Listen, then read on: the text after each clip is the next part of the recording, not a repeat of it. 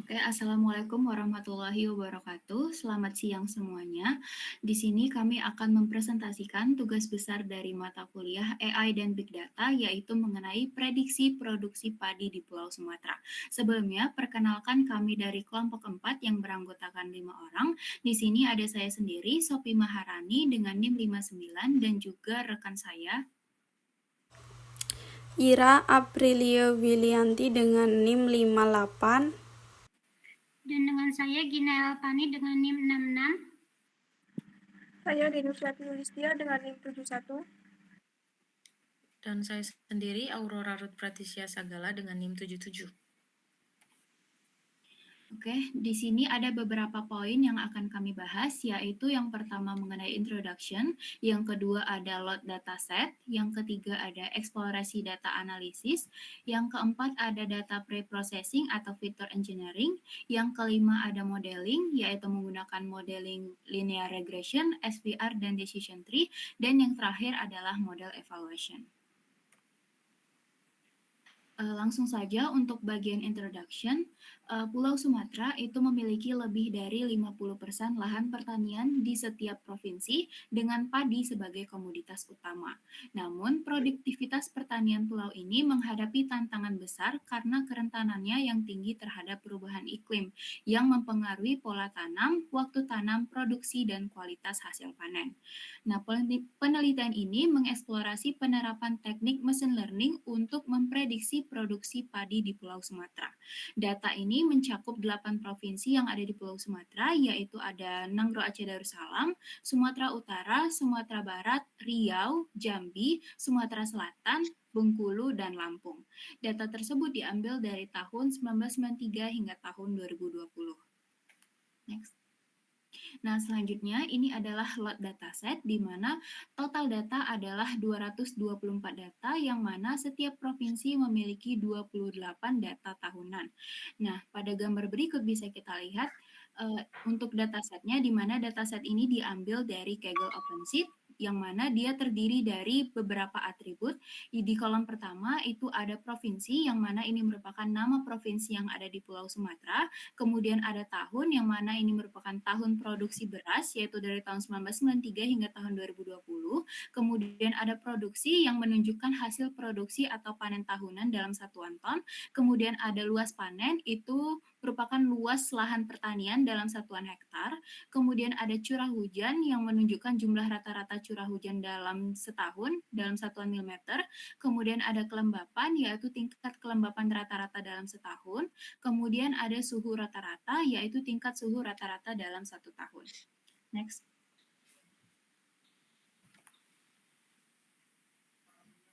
Nah, selanjutnya di sini adalah eksplorasi data analisis atau biasa disebut dengan EDA. Nah, tujuan dari EDA ini adalah untuk mengeksplorasi, memahami, dan menganalisis data yang digunakan dalam penelitian sebelum melakukan model prediksi. Nah, dalam melakukan EDA ada beberapa tahapan, salah satunya adalah statistik deskriptif. Nah, dari gambar berikut bisa kita lihat di sini terdapat beberapa bagian. Untuk kolom kon ini menunjukkan jumlah data dalam setiap kolom, kemudian ada min itu menunjukkan rata-rata nilai untuk setiap kolom, kemudian ada STD itu standar deviasi, kemudian ada min itu menunjukkan nilai terkecil, kemudian ada 25% itu menunjukkan kuartil pertama, kemudian ada 50% itu menunjukkan kuartil kedua atau disebut juga dengan median atau nilai tengah, kemudian ada 75% yang menunjukkan kuartil ketiga, dan max itu menunjukkan nilai dengan kolom tertinggi. Nah, dari statistik deskriptif berikut bisa kita lihat bahwa rata-rata hasil panen di 8 provinsi selama 28 tahun itu adalah 1 miliar 679.700.887 ton dengan hasil terendah yaitu 42.938 ton dan hasil tertinggi yaitu 4.881.89 ton. Nah, rata-rata luas panen di pertanian adalah 37.433.000 hektar. Nah, dari deskripsi data di atas dapat dilihat bahwa nilai min dan median dari masing-masing atribut tidak jauh berbeda, sehingga dapat dikatakan bahwa dataset ini merupakan data yang berdistribusi normal. Next. Nah, selanjutnya di sini adalah visualisasi rata-rata produksi menggunakan berdasarkan provinsi menggunakan bar plot. Nah, pada hasil grafik batang di sebelah kanan bisa kita lihat bahwa grafik batang yang dihasilkan menunjukkan jumlah produksi beras untuk setiap provinsi di Pulau Sumatera. Setiap batang itu mewakili satu provinsi dengan tinggi yang menunjukkan produksi rata-rata. Garis hitam di atas setiap batang itu mewakili standar deviasi yang menunjukkan tingkat ketidakpastian atau variasi dalam data produksi untuk provinsi tersebut. Nah, berdasarkan grafik diagram batang tersebut bisa kita lihat bahwa Sumatera Utara memiliki produksi hasil tertinggi dalam dataset tersebut. Next. Nah, selanjutnya di sini adalah visualisasi rata-rata produksi berdasarkan tahun menggunakan bar plot. Nah, kalau yang di sebelumnya tadi itu menunjukkan rata-rata produksi berdasarkan provinsinya. Nah, untuk yang diagram batang ini dia menunjukkan rata-rata provinsi berdasarkan tahunnya, di mana sumbu X itu menampilkan nilai dari kolom tahun dan sumbu Y menampilkan nilai rata-rata dari kolom produksi. Dalam gambar tersebut bisa kita lihat bahwa tahun dengan produksi terbesar terjadi pada tahun 2017, namun pada tahun-tahun berikutnya produksi mengalami penurunan yang cukup signifikan. Nah, selanjutnya di sini adalah visualisasi matriks korelasi antara variabel menggunakan heat map, di mana matriks korelasi ini berfungsi atau bisa kita gunakan untuk melihat jenis korelasi antara variabel independen dengan variabel output, di mana untuk variabel independennya itu ada luas panen, curah hujan, kelembapan, dan suhu rata-rata, sedangkan untuk variabel outputnya itu adalah produksi. Nah, untuk matriks korelasi sendiri, jika nilainya lebih dari 0,5, maka dapat dikatakan bahwa antar variabel memiliki hubungan yang koheren atau hubungan yang cukup kuat. Kemudian jika nilai korelasinya kurang dari 0,5, artinya tidak ada hubungan yang erat antar variabel. Nah, dari hasil output program berikut bisa kita lihat bahwa variabel luas panen dan suhu rata-rata memiliki nilai korelasi yang positif, yang berarti ketika nilai variabel independen semakin besar, maka produksi juga akan meningkat.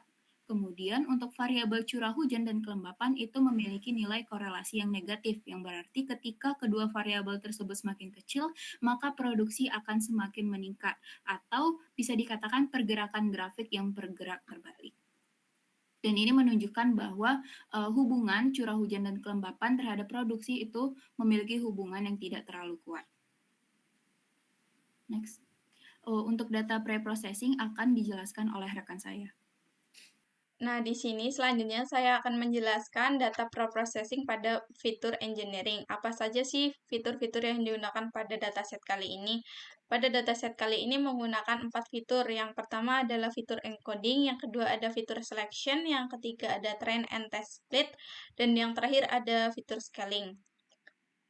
Fitur yang pertama yaitu fitur encoding. Apa sih itu fitur encoding? Nah, fitur encoding merupakan proses untuk mengubah atau variabel dalam dataset menjadi format numerik yang digunakan pada algoritma mesin learning.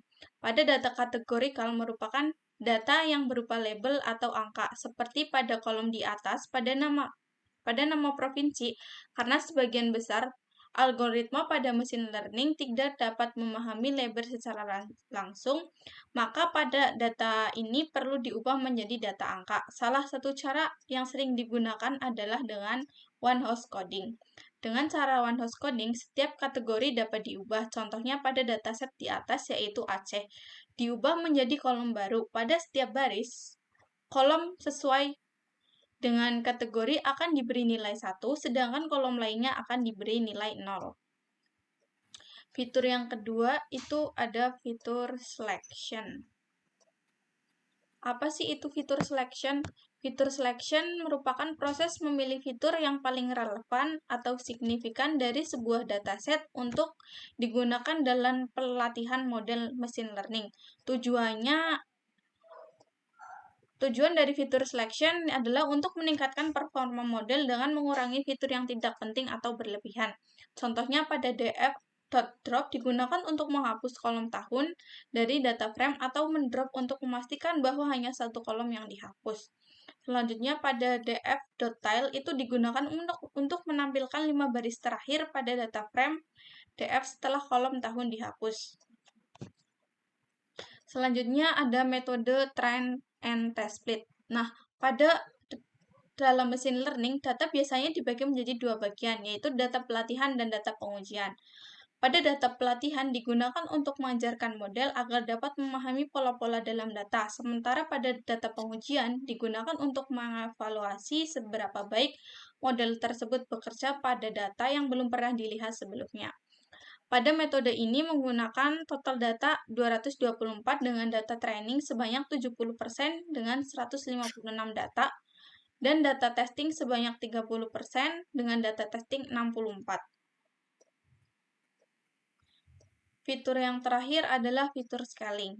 Pada fitur scaling merupakan teknik untuk menormalisasikan skala fitur dalam dataset untuk memastikan fitur dalam skala nilai yang sama, terutama pada algoritma tertentu yang berbasis besaran satuan dan jangkauan.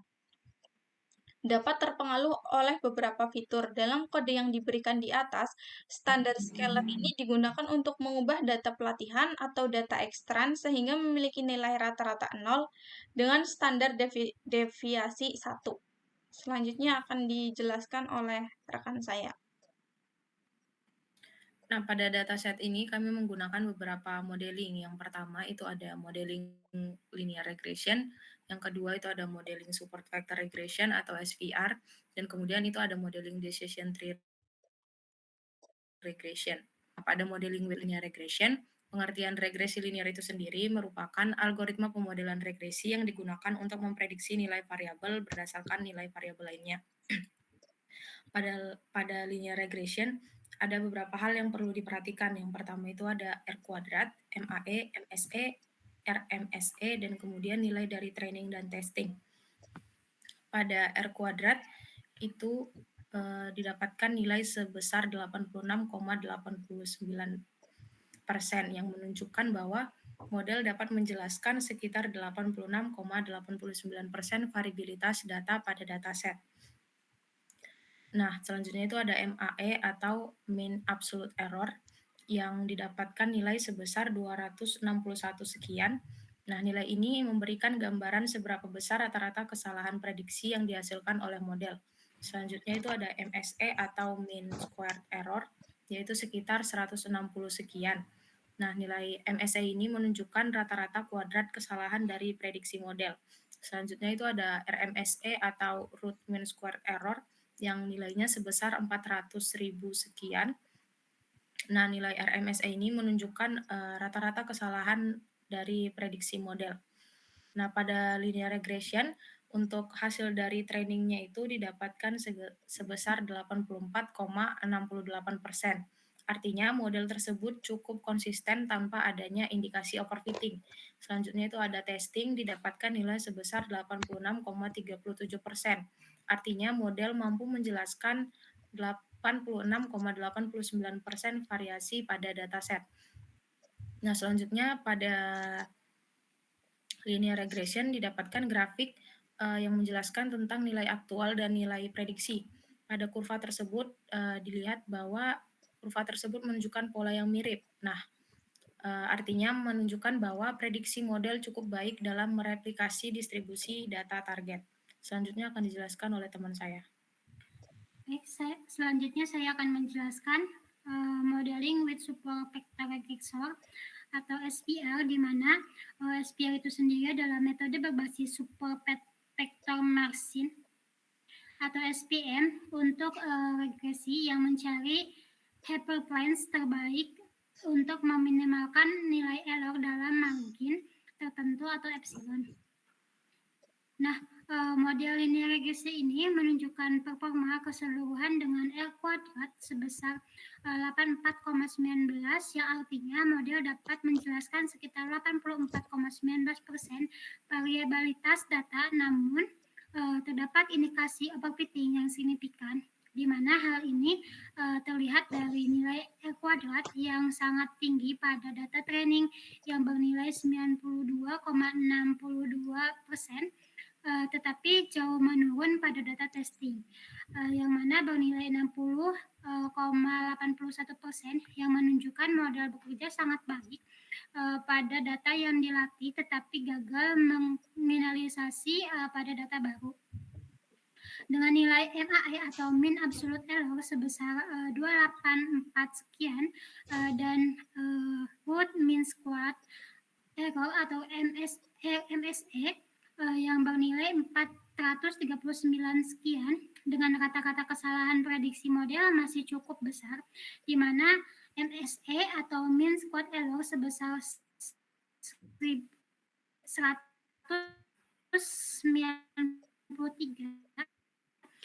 yang menunjukkan bahwa kesalahan besar terdapat pada outliers yang sangat mempengaruhi performa model.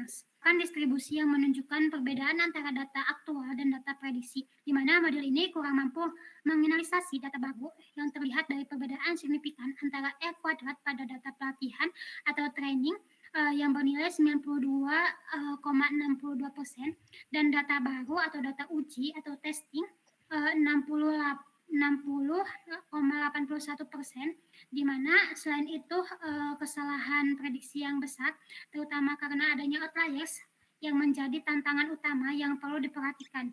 Nah, untuk memperbaiki model ini menggunakan parameter tuning yang dapat membantu mengurangi overfitting. Nah, selanjutnya akan dijelaskan oleh teman saya. Selanjutnya ada modeling with decision tree regression, yang dimana dari hasil evaluasi model menunjukkan bahwa planning akurasi sebesar 100% dan R2 sebesar 81,42, yang dimana menandakan bahwa model mampu menjelaskan sekitar 81,42% variasi data pada pelatihan, yang menunjukkan performa yang cukup baik dalam memahami pola dari data tersebut. MAE sebesar 281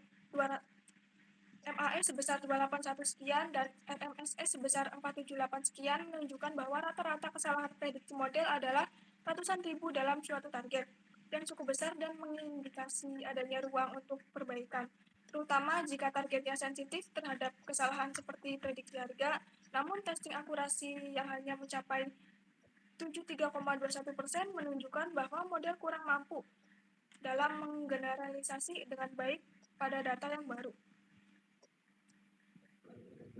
Ada 4 poin kesimpulan. Poin pertama yaitu tujuan dari dataset ini untuk memprediksi produksi beras dari Pulau Sumatera berdasarkan data yang terakumulasi selama 28 tahun sebelumnya. Poin kedua, masalah yang ada dalam dataset ini adalah regresi. Hal ini dapat diketahui karena variabel target ataupun produksi adalah nilai kontinu atau ton, yang dimana ingin diprediksi berdasarkan fitur-fitur lain. Fitur-fiturnya yaitu luas panen, curah hujan, kelembapan, suhu, dan juga rata-rata dan tahun. Poin ketiga, dari analisis yang dilakukan dalam dataset, terdapat korelasi positif antara luas panen dan produksi ataupun nilai korelasi mendekati 1, yang dimana menunjukkan bahwa semakin besar luas panen maka akan semakin tinggi produksi padi. Poin keempat, begitu juga sebaliknya, variabel curah hujan dan kelembapan memiliki korelasi negatif dengan produksi, yang berarti bahwa penurunan nilai pada variabel-variabel ini dapat meningkatkan produksi. Oke, baik, sekian presentasi dari kelompok kami. Diharapkan dengan melakukan prediksi produksi padi menggunakan regresi linear pada teknologi machine learning dapat meningkatkan kualitas panen dan tingkat produksi padi di Pulau Sumatera. Sekian yang dapat kami sampaikan. Terima kasih. Wassalamualaikum warahmatullahi wabarakatuh.